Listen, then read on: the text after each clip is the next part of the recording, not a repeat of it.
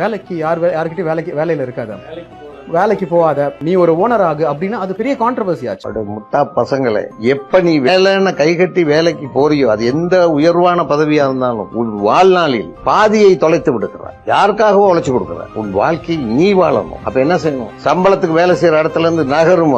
நான் இப்ப south India chamber of காமர்ஸோட சேர்மனா இப்ப நான் போஸ்ட்ல இருக்கிற ஆளு. எல்லா ஓனர்ஸ், இன்னும் சொல்ல போனா ஆங்கிலத்துல கேபிட்டலிஸ்ட் குரூப் அப்படின்னு சொல்லுவாங்க, அந்த ஓனர்ஸ் கூட பழகிற ஆள் தான். அப்போ எல்லாருமே கான்ட்ரவர்ஷியல் கேட்டாங்க, அப்போ நீங்கள் எங்கே இருந்து எடுப்பீங்க, எல்லாரும் ஓனர் ஆயிட்டாங்க, உங்ககிட்ட எத்தனை பேர், நீங்கள் 5 ஆஃபீஸ் வச்சிருக்கீங்களா, எங்கே இருந்து எடுப்பீங்கன்றது. ஆனால் அவரோட நேச்சரே அதுதான். அவரோட நேச்சரே இங்கே ஆஃபீஸ்க்கு வரவங்க கூட அது எத்தனை பேருக்கு அது தெரியும்னு தெரியல, இந்த ஆஃபீஸ்க்கு 5 வருஷம் ஆயிடுச்சுனாலே அவர் கூப்பிட்டு இன்னும் இங்கே என்ன பண்ணுற, கற்றுக்கிட்டல, உனக்குன்னு உன்னை தேடி வராங்கல்ல, ஏன் இங்கே உட்காந்து வாழ்க்கையை வேஸ்ட் பண்ணிட்டு இருக்குன்னு சொல்லி ஆஃபீஸ் ஆரம்பிச்சு வச்சு அவர் ரிப்பன் கட்டுற ஒரு விஷயம். ஸோ எனக்கு தெரிஞ்சு அவரோட ஆண்டர்பிரனல் ட்ரீம்னு ஒன்று இருக்குது. எல்லாருமே ஆண்டர்பிரனர் ஆகணும், எல்லாரும் எல்லாம் உழைக்கணும், அவங்க சொந்த காலில் நிற்கணுன்ற ஒரு ஃபேக்டர் எப்பயுமே அவர் சொல்லுவார். அதை பேஸ் பண்ணி சில விஷயங்களை நாங்கள் மைண்டில் வச்சுருக்கோம். முதல்ல தமிழ்நாடு ஓப்பன் யூனிவர்சிட்டி கூட அவங்களோட ட்ராவல் அண்ட் டூரிசம் மேனேஜ்மெண்ட் கோர்ஸை நம்ம தான் அவங்களுக்கு ஆர்கனைஸ் பண்ணி கொடுத்துட்ருக்கோம். அந்த விதத்தில் வருஷத்துக்கு அட்லீஸ்ட் 100 பேருக்கான இலவச கல்வி, இந்த சுற்றுலாத்துறைக்கான இலவச கல்வியை நம்ம 100 பேருக்கு இலவசமாக கொடுக்கறதா நம்ம முடிவெடுத்திருக்கோம். அதே போல் யாருக்கு ஒரு டிராவல்ஸ் ஆரம்பிக்கணுமோ அவங்களுக்கான பயிற்சியும் அவங்களுக்கான கைடன்ஸ் வழிகாட்டுதலுமே இனிமேல் தரதாக அப்பாவோட பேர்லேயே அது பண்ணுறதாக நாங்கள் முடிவெடுத்திருக்கோம். ஏன்னா இது இஸ் ஒன் ஆஃப் ஹிஸ் ட்ரீம்னு தான் நான் மறுபடியும் சொல்லுவேன். இதோட அவரோட ட்ரீம் முடிஞ்சிடாது. ஏன்னா அவரோட கனவுகள் எல்லையற்றது, மக்களுக்காக செய்யணுன்றது. இதோட நாங்கள் ஆரம்பிக்கிறோம், அவரோட பேரில் ஆரம்பிக்கிறோம். ஸோ இது போல் நிறையா திட்டங்களை அவர் ஆசைப்பட்ட மாதிரியே, இந்த உலகம் என்ன சொல்லுதுன்னு எங்களுக்கு தெரியல, ஆனால் அவர் ஆசைக்காக நாங்கள் அதை சில சின்ன விஷயமா அதை ஆரம்பிக்கலான்றத இப்போ பிளான்ஸாக இருக்குது நம்மளுக்கு. 100% free of cost, 100% free of cost.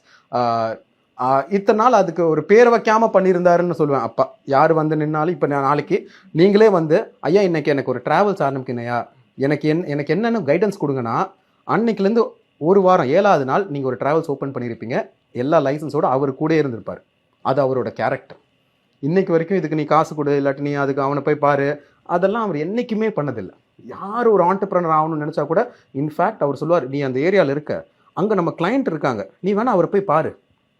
அவருக்கு அங்கேருந்து இங்கே வரக்கூடிய வாய்ப்பு இருக்காது, ஆனால் நீ போய் கேட்டால் பிஸ்னஸ் கூட கொடுக்கக்கூடிய நானே பேசி கொடுப்பார். எனக்கு அது கடைசி நிமிடங்கள்னே தெரியல. உண்மையாக அதுதான். நான் ஆக்சுவலி லண்டனுக்கு போன மாதம் அவர் கொஞ்சம் உடம்பு சரியில்லாமல் இருந்தார். அவர் கூட இருந்தேன். அப்போ அவர் என்கிட்ட பேசுனது நீ ஏன் இங்கே இருக்க, வேலை இருக்கல அவ்வளோ. ஏன்னா அப்போ எனக்கு கண்டினியூஸாக எனக்கு ட்ராவல் பிளான் இருந்துச்சு. அவருக்கும் தெரியும் நான் ஜப்பான் போகணும், ஜப்பான்லேருந்து அபுதாபி, அது முடிச்சுட்டு அமெரிக்கா போயிட்டு துபாய் இந்தியா வரேன். கிட்டத்தட்ட 20-22 நாள் பிளான் எனக்கு இருக்குது. அதுக்கு முன்னாடி என்ன சொல்லியிருந்தேன்னா, அப்பா இந்த மாதிரி ட்ராவல்லாம் இருக்குது, நீங்கள் பார்த்துக்கோங்கன்ற மாதிரி நான் இன்ஃபார்ம் பண்ணிடுவேன். நாங்கள் 2 பேருமே அப்படி தான், அலுவலகத்துக்கு வர முடியாததை நாங்கள் இன்ஃபார்ம் பண்ணிடுவோம். ஸோ அவர் கொஞ்சம் டைம் ஸ்பெண்ட் பண்ணுவார் இங்கன்றது மாதிரி. அப்போ உடம்பு சரியில்லாமல் ஹாஸ்பிட்டல் போகிறப்பே கேட்டார் என்கிட்ட, இங்கே என்ன பண்ணுற அப்படின்றது. அந்த டைமில் என்ன ஆச்சு, நான் போயிட்டு முடிச்சுட்டு வந்துட்டேன். அவர் கூட இருந்தால் அவர் பேசிகிட்டு இருந்தார். நாங்கள் அவர் வந்துடுவாருன்றதை நினச்சிக்கிட்டு இருந்தோம். 4ஆம் தேதி நைட்டு நான் ஜப்பான் கிளம்ப வேண்டியது. இப்போ நெப்போலியன் ஐயாவோட சன் வெட்டிங் நம்ம தான் இங்கே இருக்கிற ட்ராவல்ஸு கஸ்டம்ஸ் எல்லாமே நம்ம கம்பெனி தான் அதை பண்ணோம். ஸோ 4ஆம் தேதி நாங்கள் கிளம்புறோம். நைட்டு எனக்கு டோக்கியோ ஃப்ளைட்டு. ஆனால் 4ஆம் தேதி மார்னிங் அப்போ ரொம்ப சீரியஸ்ன்ட்டாங்க ஹாஸ்பிட்டலில். அப்போ வென்டிலேட்டர் போடணும், இல்லாட்டி 8 மணி நேரம் அந்த மாதிரி டாக்டர்ஸே சொல்கிறப்ப என்னால் அதை ஏற்றுக்கவே முடியல. அதை அவர் திட்டினாலும் பரவாயில்லன்னு தான் ஃப்ளைட்டை கேன்சல் பண்ணேன். அவர் சரி, அவர் திட்டினாலும் பரவாயில்ல, நம்ம போய் நின்றுவோம் அப்படின்ற ஒரு இடத்துல தான் போய் நின்னேன். ஆனால் அவரால் பேச முடியல, அவர் கண் க்ளோஸ் ஆகி தான் இருந்துச்சு. சில முடிவுகளை நம்ம எடுக்க வேண்டி இருந்துச்சு. அவரோட லைஃப் ஸ்பேன் இன்க்ரீஸ் பண்ணுறதுக்கு.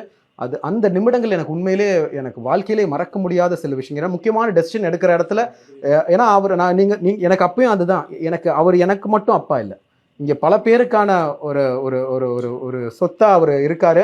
அந்த இடத்துல அவரை பாதுகாக்க வேண்டியது என் பொறுப்பு. அவர் அப்படியே நான் கைவிட முடியாது. 2வது அவரோட கைடன்ஸ் இல்லாமல் என்ன ஆவேன்னு எனக்கு தெரியாது. எனக்கு எப்பயுமே மைண்டில் இருக்கும், நல்லதோ கெட்டதோ அவர் என்கிட்டே சொல்லுவார். நான் கைடன்ஸ் கொடுக்குறது என் வேலை, அது எடுக்கிறது எடுக்காதது உன் விஷயம். we were raised independently சின்ன வயசுலேருந்தே. அப்போ இந்த கைடன்ஸ் எங்கே போகும், இதெல்லாம் தான் என் மைண்டில் போயிட்டு இருந்துச்சு. அப்போ 4ஆம் தேதி அவர் எனக்கு கிட்ட போயிட்டு நான் இப்படி அவர் மேலே கை வச்சு பேசிக்கிட்டு இருக்கேன். அப்போ இறுக்கமாக என் கையை பிடிச்சாரு. அந்த இறுக்கம் வந்து என்னை விட்டுறாதன்னு எங்கேயோ சொல்கிற மாதிரியே இருந்துச்சு எனக்கு. என்னை விட்டுறாத நான் வந்துடுவேன். பட் அவருக்கு அந்த கான்ஷியஸ் இருந்துச்சு, நீங்க தான் நம்ம பையன் வந்திருக்காரு. அவர் ஆமாம், அது வரைக்கும் பேசாத மனுஷன். நான் கிட்ட வந்து கை வச்சோடனே கொஞ்சம் மூமெண்ட், அந்த கை, அந்த ரைட் ஹேண்ட் மட்டும்தான், அந்த அந்த அந்த கிரிப்பை வந்து என்னால் வாழ்க்கையில மறக்க முடியாது. எனக்கு இப்போ யாராவது கை கொடுத்து அந்த கிரிப்பாக பிடிச்சா கூட எனக்கு இப்போ கடைசி கொஞ்ச நாளாகவே எனக்கு உண்மையிலே அவர் பிடிச்சது தான் எனக்கு மைண்டுக்கு வருது. சில சில விஷயங்களை ரொம்ப அவர்கிட்ட பேசினப்ப ஒரு 2 நாளில் அவர் சரி ஆனார். எனக்கு இப்பயும் அதனால சொல்லுவேன், அவர் சரி ஆனார். இந்த இந்த இந்த இந்த சினிமாவில் வர மாதிரி பேசிக்கிட்டே தான் இருப்போம். பக்கத்தில் உட்காந்து இது நடக்குது ஆஃபீஸில் இதெல்லாம் நடந்துக்கிட்டு இருக்குன்றது இப்படி கை காட்டுவார். எனக்கு வந்து அது ரொம்ப பாசிட்டிவ். அது சரி, எனக்கு எனக்கு எனக்கு யார் கேட்டாலுமே நான் அதான் சொல்லுவேன். அவர் வந்துடுவார். டாக்டரே சொல்லுவார், இல்லை ரிஸ்க்காக இருக்கு. நான் சான்ஸே இல்லை. நான் டாக்டர்கிட்டே சொன்ன விஷயம் அதான், உங்களுக்கு அவரை பற்றி தெரியாது, அவர் வாழ்க்கையை பற்றி உங்களுக்கு தெரியாது. நிறைய மிராக்கிள் நான் கூட இருந்து பார்த்தனால சொல்கிறேன், நம்ப முடியாத சில விஷயங்கள் நடத்தினவர். அவர் வந்துடுவாருன்னு சொல்லி ஒரு 8ஆம் தேதி வரப்பெல்லாம் நான் இன்ஃபேக்ட் போஸ்ட் கேருக்கே பிளான் பண்ணிட்டேன். அவர் வெளியே வந்துடுவார், அந்த டிஸ்சார்ஜ் ஆனப்புறம் அவருக்கு ஸ்பீச் தெரப்பி கொடுக்கணும், அவருக்கு ஃபிசியோதெரப்பி கொடுக்கணும். இதுக்கான ஃபிசியோதெரப்பி ஆளே வந்தாச்சு. என் மைண்ட் அதுதான் இருந்துச்சு. எனக்கு கடைசி வரைக்குமே அவர் என்னை விட்டுட்டு போயிடுவாருன்ற எண்ணமே என் மைண்டுக்கு வரல. பட் அன்ஃபார்ச்சுனேட்லி லாஸ்ட் அந்த அந்த அந்த மூமெண்ட் வந்து I cannot, it is very difficult. I think I've cried enough. அதை பேஸ் பண்ணி ஐவ் கிரைட் இனஃப். அவர் என்னை விட்டுட்டு போனது வந்து எனக்கு ஒரு பர்சனல் ஒரு பெரிய இழப்பு.